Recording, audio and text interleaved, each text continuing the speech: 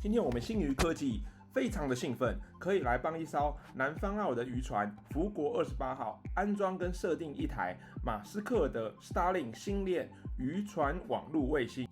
Starlink 星链卫星网络是由伊隆马斯克创办的 SpaceX 公司开发，目前全球已经布建了超过6000颗低轨道卫星，远远超越其他的卫星服务。所以 Starlink 星链的网络速度更快，视讯或是看影片的延迟更低，也更稳定，所以非常适合第一，在船员生病或受伤的时候，可以及时视讯看诊；第二，及时海上定位，接收最新的天气预报和海况变化；第三，船长、船员假如想要看家人，或者想要看儿女、子孙，或者是想女朋友的时候，都能够及时视讯，或甚至有一些线上的电影、影音的娱乐。那我们今天就来把这套 Starlink 星链卫星进行简易的开箱跟设定的介绍。当我们拿到 Starlink 星链卫星设备一开箱之后，假如全部都拿出来，就会有3样主要的设备。第一是下方的这颗方形 Starlink 星链卫星天线跟它的底座。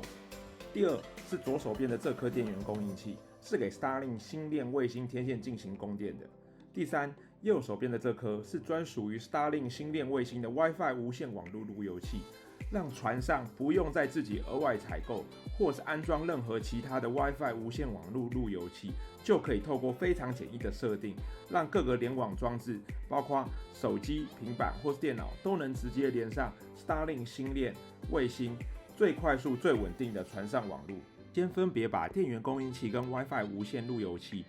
一起安装跟固定在船舱内适合的地方，然后把各个装置之间的连接线照着插上，最后再把它们的电源线都插上船上的插头进行供电，就先完成了船舱内的安装工作。再来就是在船顶上找到一个尽量没有障碍，去遮挡 Starlink 星链的卫星天线，去接收低轨道卫星网络讯号的位置，